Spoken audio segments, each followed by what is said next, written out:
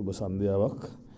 අද දිනේ මට මධ්‍යස්ථානයෙන් දැනුම් දෙන්න විශේෂයෙන් පෝට් සිටි එකේ ප්‍රගතිය ආශ්‍රිතව මාධ්‍ය දැනුවත් කරන්නයි කියන කාරණේ බැලූ බැල්මට ඔබතුමාලට පේනවා තිබුණට වැඩිය ඉදිකිරීම් වල සහ සියලු දේ ප්‍රගතියක් තියෙන බව සහ තාවකාලික කටයුතු මහජනතාවට විවෘත කරලා තියෙන බව මගේ ඉතින් ඔබතුමාලත් ගිහිල්ලා ඒක දැකලා තියෙනවා.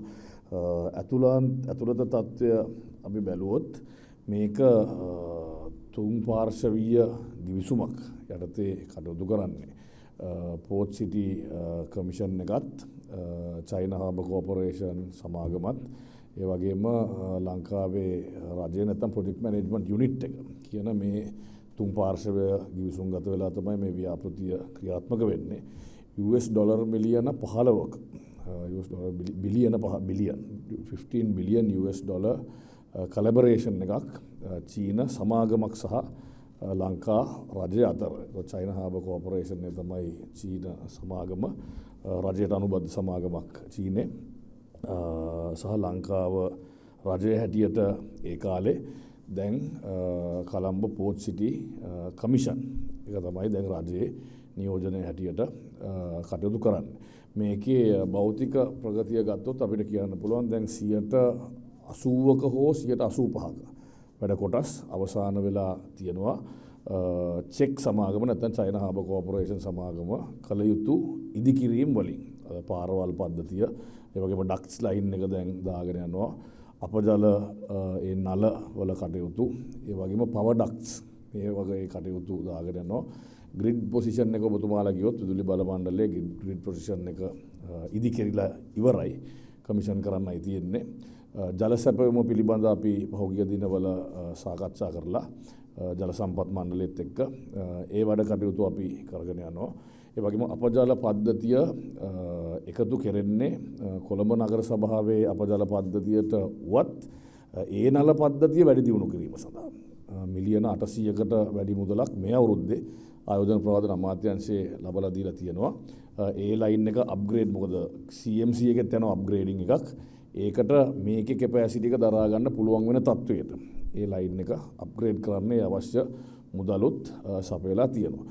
තව සබ්සී ටනල් එකක් නැත්තම් ගෝල් ෆේස් එක පැත්තේ පිවිසුම වෙන අර්ධ වශයෙන් මුහුද යටින් යන්න තියෙන සබ්සී ටනල් එකක් ඉදි කරන්න තියෙනවා.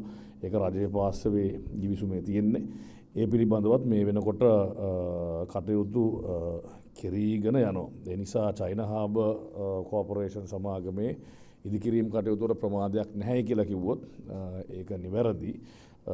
ඒ වගේම නීතිමය රාමු අපි ගත්තොත් ඔබතුමාලා දැක්කා පහුගිය මාසයේ තුලදී පෝට් සිටි රෙගියුලේෂන්ස් අපි විශාල ප්‍රමාණයක් පාර්ලිමේන්තුවේ අනුමත කරනවා. ඔබතුමාලා දැක්කා. ඒ නිසා මම එකින් එක ගැන කියන්න බලාපොරොත්තු වෙන්නේ ඔබතුමාලා වාර්තා කරන්න නැති පාර්ලිමේන්තුවේ එදිනදා කටයුතු වාර්තා කිරීමේදී. නමුත් ඊටාම කෙටියෙන් කියනවා නම් මේ වෙනකොට වරාය නගරයේ තුල ව්‍යාපාරයක් කරන්නට අවශ්‍ය නීතිමය රාමුව දැන් සකස් කරලා ඉවරයි. The registration part of it is completed. එතකොට සරල වශයෙන් කියනවා නම් පෝට් සිටි එක ඇතුළත ඔපරේට් වෙන්න ක්‍රියාත්මක වෙන්න අනුමත පුද්ගලයෙක් වෙන්න ඕනේ. AP කියලා කියන්නේ authorized person කෙනෙක් වෙන්නට ඕනේ. ඒතකොට AP කෙනෙක් වෙන්න අවශ්‍ය නීතිමය රාමුව අපි පහුගිය කාලේ පාර්ලිමේන්තුව තුල අනුමත කෙරුවා. ඒ වගේම මේක ඇතුළත ව්‍යාපාර කිරින්නේ strategic of BSI business of strategic importance කියන BSI කියන රෙගියුලේෂන් එක යටතේ ඉතින් business of strategic regulations එකේ තියෙනවා බැංකු ගනුදෙනු කරන්නේ කොහොමද මොන මුදල් වලින්ද ගනුදෙනු කළ හැක්කේ ව්‍යාපාර කරන ක්‍රමවේදය BSI එකේ සඳහන් වෙලා තියෙනවා. ඒකත් පාර්ලිමේන්තුවේ අනුමත කරලා ගැසට් කරන්න නියමිතව තියෙන රෙගියුලේෂන් එකක්. එතකොට වෙනත් විදිහකින් කියනවා නම් නීතිමය රාමුවක් දැන් සකස් කිල්ල අවසానයි. එහෙනම් ඔබතුමාලා අහන්න පුළුවන් දැන් අපිට පටන් ගන්න පුළුවන් නේද කියලා පුළුවන්. තව මේ ඔපරේෂන් රෙගියුලේෂන්ස් ඒ කියන්නේ වැඩ කරගෙන යෑමේදී මතුවෙන තත්ත්වයන් පිළිබඳව රෙගුලාසි කීපයක් පාර්ලිමේන්තුවේදී අනුමත කරන්න තියෙනවා. ඒවා දැන් ෂෙඩියුල් කරලා කැබිනට් එකේ අනුමත කරලා පාර්ලිමේන්තු න්‍යාය පත්‍රයට ඉදිරිපත් කරන්නත් සූදානම් කරලා තියෙන්නේ. නමුත් මූලික ඒවා කරලා අවසానයි. එතකොට මේකෙදී ඔබතුමාලා අහුවොත් ප්‍රශ්නයක් දැන් කාට හරි වැඩ පටන් ගන්න පුළුවන්ද කියලා? ඔව්, වැඩ පටන් ගන්න පුළුවන්. මොකද නීතිමය රාමුව සකස් කරලා තියෙනවා. මේ වෙනකොට 17 දෙනෙක් පමණ ආයෝජකයින් US ඩොලර් බිලියන 1.6ක පමණ ආයෝජන අපිට ඇවිල්ලා ගිවිසුම් ගත වෙලා නැහැ තාම. නමුත් එයාගේ කට්ටි බලලා ඒවා වෙන් කරගෙන මේ නීතිමය රාමුව සකස් වෙලා ඉවර වෙනතුරු බලාගෙන හිටියා 17ක් පමණ ආයෝජන. දැන් ඒවයි සමහරක් ඒවා මරීනා එක ගත්තොත් නැත්නම් කුඩා බෝට්ටු අංගනය ගත්තොත් ලක්ෂරි බෝට්ස් නවතන මරීනා එක කියලා අපි හඳුන්වන එක. ඒකේ වැඩ කටයුතු දැන් දේශීය සමාගමකින් ආරම්භ කරලා තියෙනවා ඉදිකිරීමේ කටයුතු. ඒ වගේම ඩොලර් බිලියන 1.6ක වටිනාකමකින් යුක්ත ආයෝජන දැන් ආරම්භ කරන්න සූදානමින් තියෙනවා. මම හිතන්නේ එකින් එක ඔබතුමාට කියන්න අවශ්‍ය වෙන්නේ මම දෙන්නම් මේක. අවශ්‍ය නම් ඔබතුමාලට උපුටා ගැනීම සඳහා මේක තමයි දැන් පෝට් සිටි එකේ තියෙන තත්ත්වය. ඊට අමතරව ඔබතුමා දැක පහුගිය දිනවල අබුඩාබි වල සහ ඩුබායි වල අපි මේකේ ඔෆිෂල් ලොන්ච් එක විශාල ඉහළම මට්ටමකින් නෙමෙයි. නමුත් ඒ වෙලේ ඒ රටේ නැත්නම් නගරේ තවත් විදේශීය සමුළු කීපයක් ආයෝජන සමුළු කීපයක් පැවතුන බැවින් මේ ලොන්ච් එකත් අපි යොදාගෙන බ්‍රිතාන්‍යයේ හිටපු අගමැතිවරයෙක් වෙන ඩේවිඩ් කැමරන් මහත්මයාගේත් මූලිකත්වයෙන් මේ ලොන්ච් දෙකක් අපි සිද්ධ කෙරුවා. එකක් අබුඩාබි වල සහ අනිත් එක ඩුබායි වල. ඒ රටේ අය විතරක් නෙමෙයි. ඒ ජාත්‍යන්තර ආයෝජන සමුළු වලට ඒ අවස්ථාවේදී කීපයක් තිබුණා. ඒවට සහභාගී වෙමින් හිටපු විශාල පිරිසක් මේවට සහභාගී වුණා විතරක් නෙමෙයි. ආයෝජන කරන්න ඉදිරිපත් වෙච්ච කණ්ඩායම කීපෙකුත් එතෙන්දී හිටියා කියන කාරණේ අපි මතක් කරන්නට අවශ්‍යයි. ඊට අමතරව පහුගිය දිනවල මම චීනයේ කරපු සංචාර දිවසි සිෆිට් කියන සමුළුවේදී සහ බංග්ලාදේශ වල ඒ තිබුණු සමුළුවේ ආශ්‍රිතවත් අපිට ආයෝජන කීපයක් මේ වෙනකොට රටේ අනිත් කොටස් වලට වගේම පෝට් සිටි එකටත් අපිත් එක්ක සාකච්ඡා මට්ටමේ මේ වෙනකොට තියෙනවා කියන කාරණේ මතක් කරන්න අවශ්‍යයි. මේක තමයි අවුට්ලයින් එක මූලිකව අපි දැනට සිටින තත්ත්වයේ පෝට් සිටි එක හැටියට ගත්තොත්. ඉතින් එතනින් මම අවසන් කරන්නම්. ඔබතුමාට ඒ ගැන ප්‍රශ්න තියෙනවා නම් වගේම ආයෝජන පිළිබඳව වෙන ගැටලුවකුත් තියෙනවා නම් ඔබතුමාලා අහුවොත් මට පැහැදිලි කරන්න පුළුවන්. තව ටිකක් කියනවා නම් මේක හෙක්ටයාර 264කින් සමන්විතයි. 269කින් සමන්විතයි.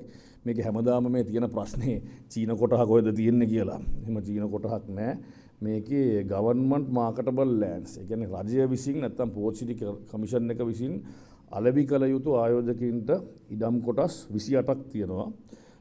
Project company marketable lands. ඒ කියන්නේ චීන සමාගම විසින් අලෙවි කරන්නත් පුළුවන්, අපිට අලෙවි කරන්නත් පුළුවන්. ඒ කෙසේ වෙතත් ඒකේ ආදායම ලැබෙන්නේ ඒ සමාගමකට. මොකද මේ කොන්ත්‍රාත්තුවේ ගෙවීම එන්නේ එතනින්.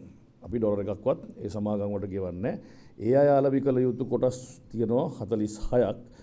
ටෝටල් මාකටබල් ප්ලොට්ස්, ඒ කියන්නේ සම්පූර්ණ ව්‍යාපාර කටයුතු සඳහා අලෙවි කළ හැකි බිම් කැබලි 74ක් තියෙනවා. ඒ වගේම කොමන් ඒරියාස් 44ක් තියෙනවා. ඒ කියන්නේ ඔය සෙල්ලම් පිටි නොයෙකුත් ඒක ඇතුලේ තියෙන පොදු කටයුතු සඳහා භාවිතා කරන 44ක් සම්පූර්ණ කට්ටි 118ක් කට ආයෝජකයින් ගෙන ඒම සඳහා තමයි මේ ව්‍යාපෘතිය දියත් කරලා තියෙන්නේ.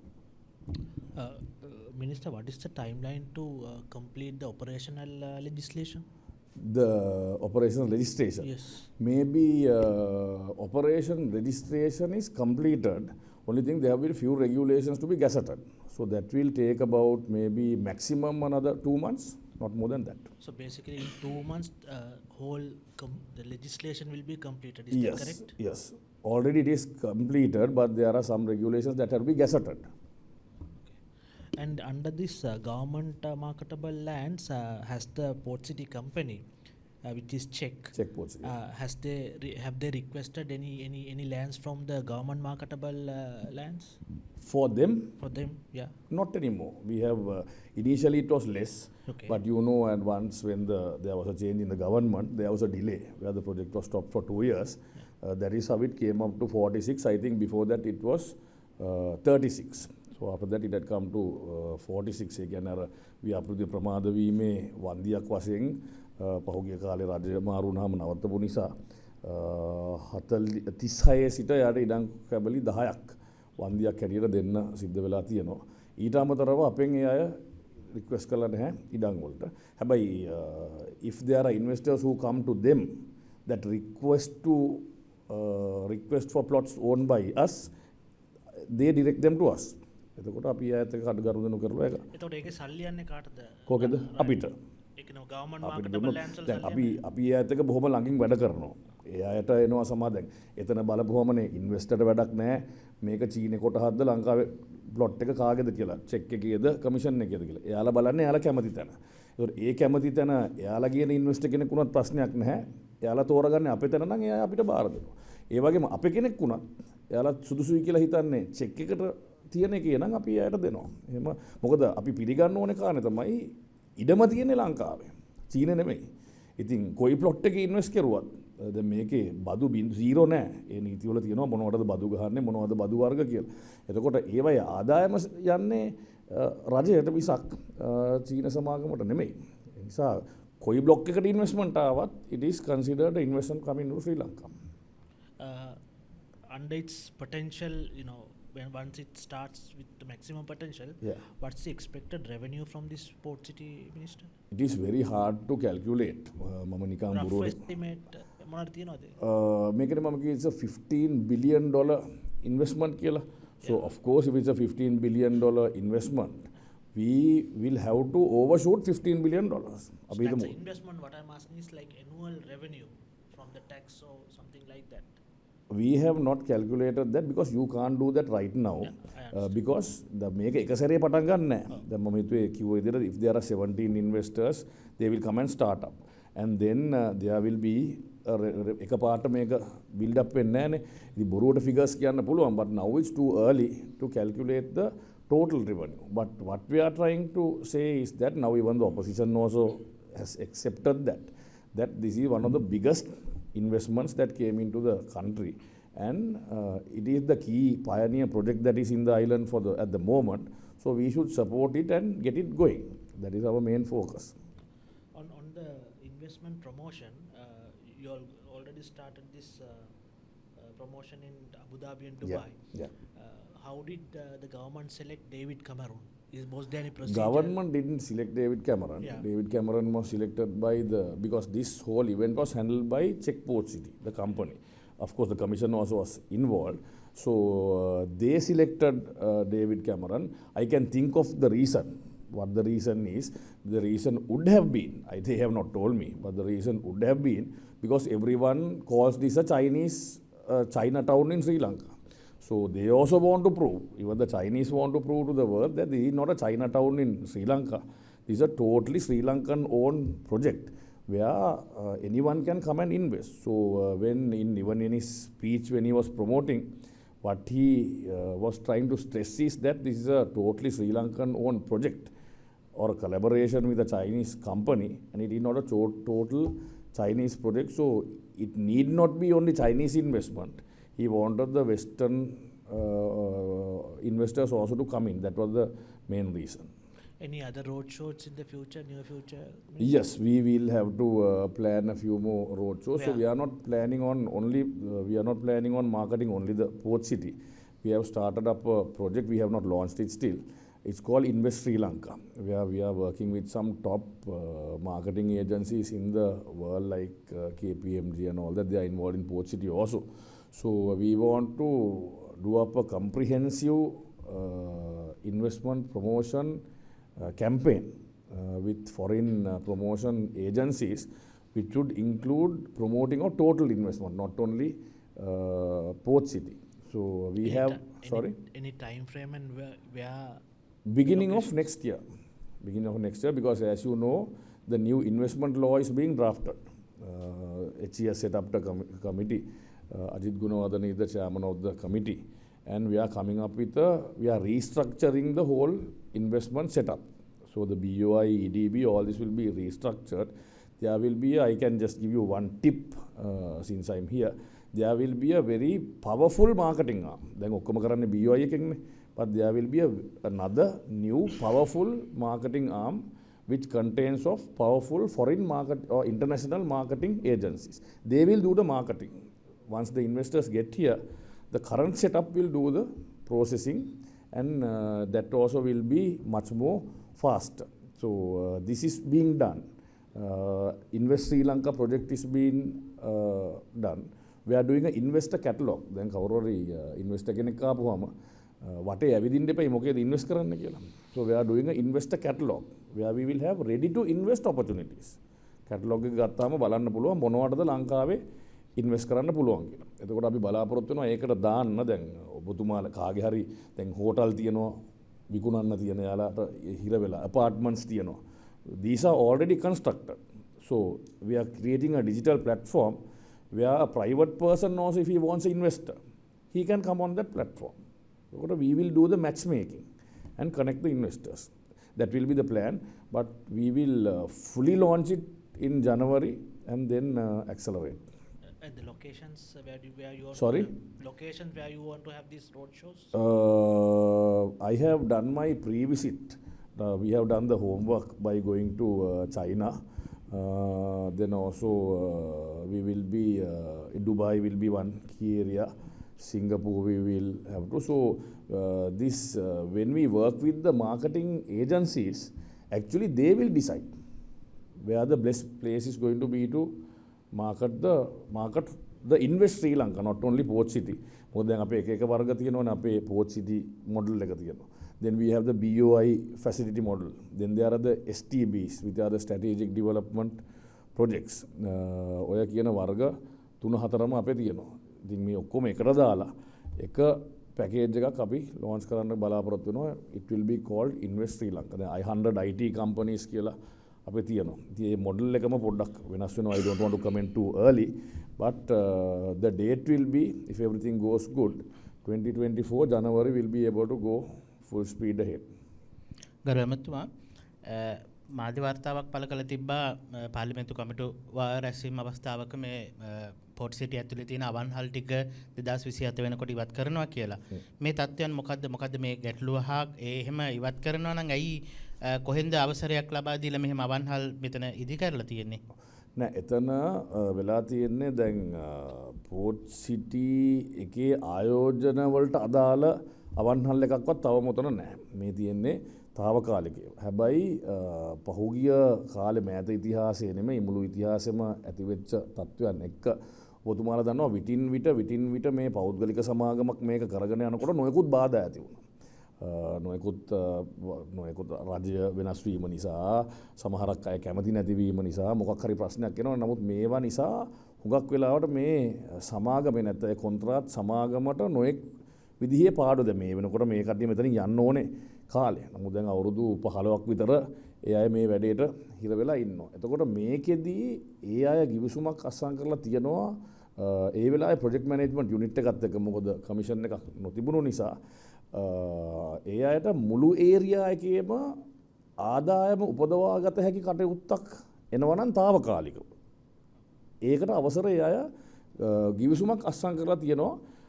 ටික කාලයකට ඉස්සෙල්ලා. ඒක අපි ආවට පස්සේ කරපු ගන්න නෙමෙයි ටිකක් අවුරුදු 4-5කට කලින් සිද්ධ වෙච්ච එකක්. ඒතකොට ඒ අනුව තමයි එයාට අවසර ලැබිලා තියෙන්නේ මේ වෝටර් ස්පෝර්ට්ස් වලට කුඩා වන්හල් වලට අවසර දීලා ඒවයේ ආදායම ලබා ගන්න. මේක ඇත්තට පෝට් සිටි කමිෂන් එකට මුදලක් එන්නේත් නැහැ. ඒ සමාගමට තමයි ඒ මුදල් යන්නේ. හැබැයි ඒකෙදිම තිබිලා තියෙනවා මේ తాවකාලික ඔපරේෂන්ස් අදාළ වෙන්නේ එදා සිට. ඒ කිවිසුම අසං කරපු දා සිට අවුරුදු 5ක කාලයකට විතරයි කියන කාරණේ. අපි ආවට පස්සේ නැත්නම් මම ආවට පස්සේ අපි අලුතෙන් කිසිම එකක් විවෘත කරන එක නතර කරලා තියෙනවා.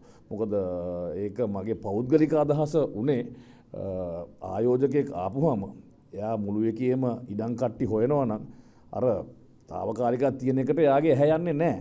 ඒක තමයි සාමාන්‍ය තත්ත්වය. ඉතින් නමුත් දැන් ඒක කරන්න දෙයක් නැහැ.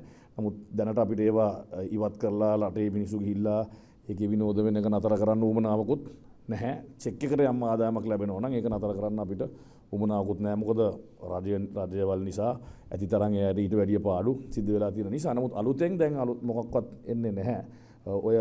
ඔය කියන්නේ අර අවුරුදු 5 සම්පූර්ණ වෙන නිසා. ඒ වගේම ගරු ඇමතුමා දැන් ඔබතුමා කියවලද පෝට් සිටියේ දැන් ව්‍යාපෘතිය සාර්ථකව මේ වෙනකොට යම් ප්‍රමාණයක ප්‍රගතියක් ලැබලා තියෙනවා. ඒ වගේම දැන් නෙළුම් කුළුණ සම්බන්ධයෙන් මොකක්වත් ඔබතුමාලගේ අමාත්‍යාංශයේ විදිහට මොනවද අරන් තියෙන වැඩපිළිවෙල? මොකද අපි තාම දකින්නේ මිනිස්සු යනවා විතරයි. ගිය අවුරුද්දේ මාධ්‍ය වාර්තාවක් පළ කරලා තිබ්බා බිලියන 3ක ආයෝජනයකට අත්සන් කළා කියලා. ඔබතුමා හොඳ ප්‍රශ්නයක් ඇහුවේ. නෙළුම් කුළුණේ තත්ත්වය ඇත්තටම ඉතාම හොඳයි මේ වෙනකොට ගත්තොත්.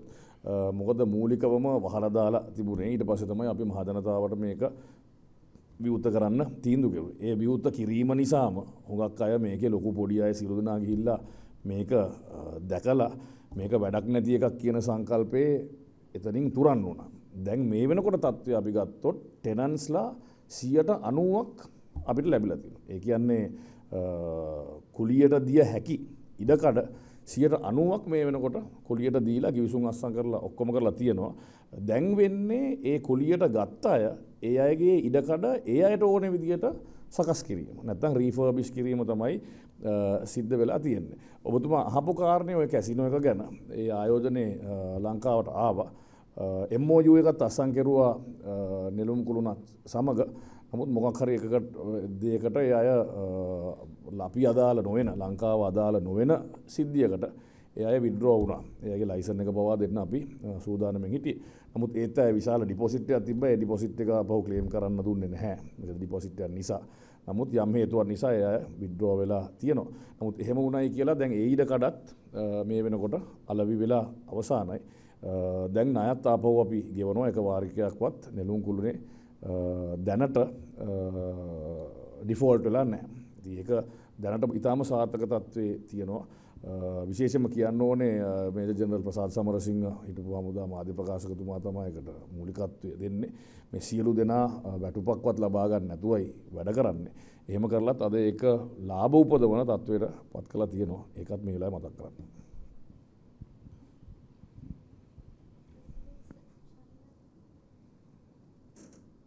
ප්‍රෙසිඩන්ට් චයිනා විසිට් එකේ හම්බන්තොට ප්‍රදේශයේ ඉන්වෙස්ට්මන්ට් ගැන ඇග්‍රීමන්ට් සයින් කරන්න ඉන්නවා කියලා වාර්තා වෙනවා. එහෙම දෙයක් තියනවද?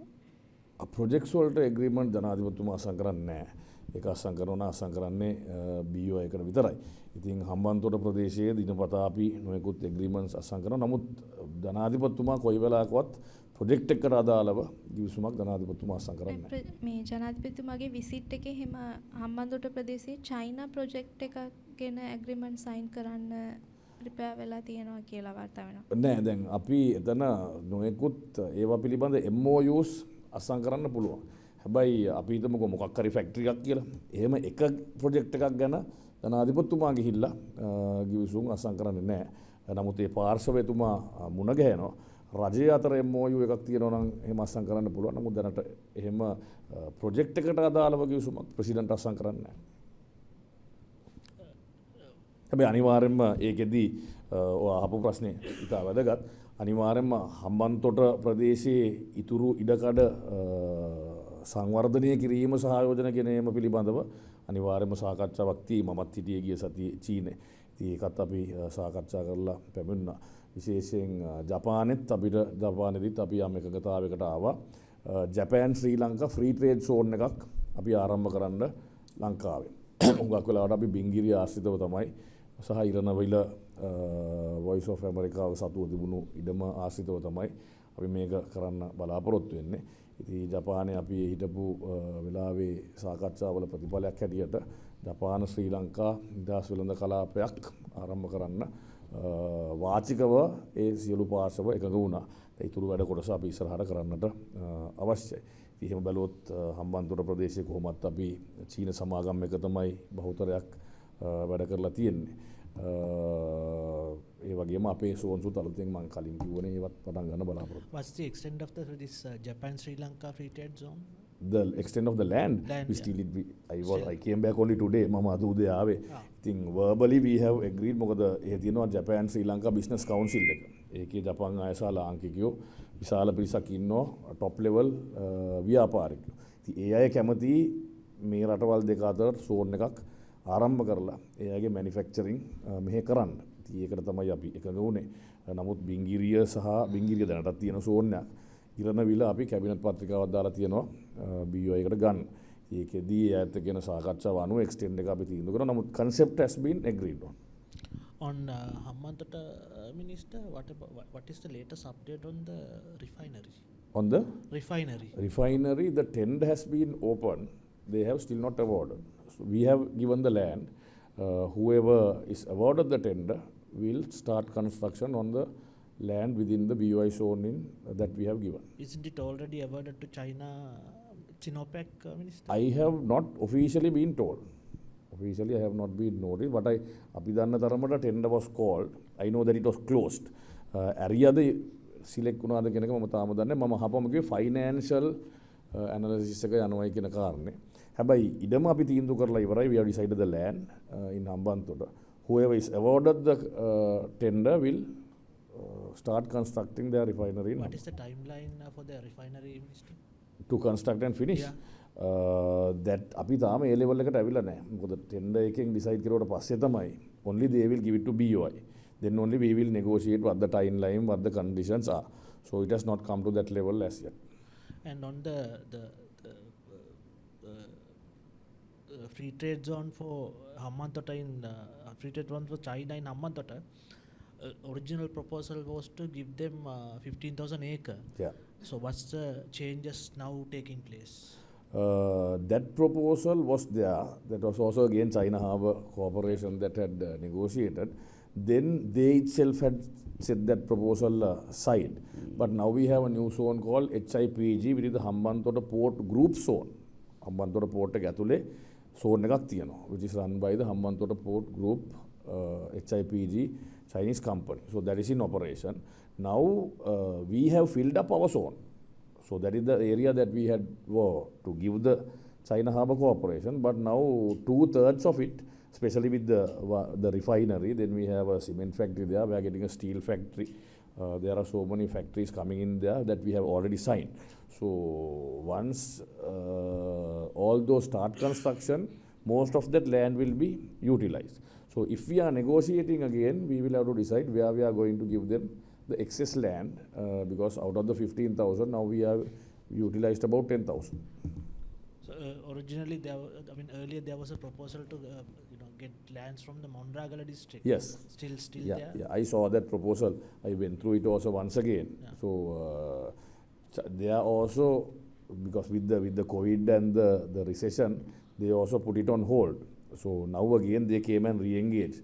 They spoke with us whether they could start this. So I have appointed a committee with 2 people from Czech, my DG, BOI, and also additional secretary from the ministry, to reassess how much of land we have and where that land is, and also for Czech to decide how much of land they want and from where. And if the discussions are a success, then we can decide where the new zone is going to be. In terms of FDI, what's the latest update, Minister? FDI, so far we have received about 701 million worth of FDIs rupees. As of?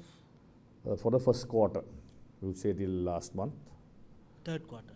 Sorry? Until third quarter or first quarter? First quarter. Sorry. No, last month, up to last month. Which means for 3 quarters? Yes. All 3 quarters? Yes. 9 months? Yeah, 9 months, exactly 9 months. And what is the worth of the agreement signed so far? Agreement 700, when we calculate FDIs, just because they come and tell us, we don't calculate. Exactly. So these are all signed. So this is already started, right? 701 million already started? Signed, and part of the funds remitted, BOI payments made. Okay. So I think our target is generally 1 billion. If we are lucky, we can kick off the refinery also this year. And I'm pushing hard on 2 more projects, which is in Hambantota, which is 280 million, and one is 250 million, which are 2 metal processing projects. So if we are lucky with all that, we will be able to overshoot our target, which is 1 billion. Sorry? Different processors. One is a project that brings in crushed cars, crushed vehicles in environment friendly form, where oil and all that gases are taken out and it comes in a sort of a cube. which is reproduced into the sheet. That is one. And then the other one is copper, which is again comes in crushed form, which will be converted into raw material copper sheets. So these are about roughly one project is about 500 containers movement a week from Hambantota port. So that will also boost the movement in the Hambantota port also by about 1,000 containers a week. Yes. Yeah, we have come up with the new policy. I think you know about it. The new policy is why these mineral projects had not got off the ground is there was a regulation or a rule that you have to start value adding from the first day, which you cannot do. It's not practical because any investor won't come and bring in his expensive value addition plant and put it here and start value adding from the first day without trust. So we have had lengthy discussions with all the authorities, and we approved it in cabinet, where you can come and start extracting your minerals. Initially, you will go to the initial value addition, which is separation, where you could only separate and export either for 24 months or 30% of the grid, one of the two. එක්කෝ මාස 24ක් අවුරුදු දෙකක් raw යවලා value add කරන්න ඕනේ agreement sign කරලා නැත්නම් පෙනල්ටි ටිකක් තියෙනවා. නැතිනම් ග්‍රිඩ් එකෙන් 130ක් එක්ස්ට්‍රැක්ට් කරන්න පුළුවන් වැලියු ඇඩිෂන් නැතුව සෙපරේට් කරලා විතරක්. ඊට පස්සේ අවුරුදු දෙක හෝ 130ට පස්සේ වැලියු ඇඩිෂන් එක තියෙන්නට ඕනේ. Royalty එක we have taken it up to 15% royalty.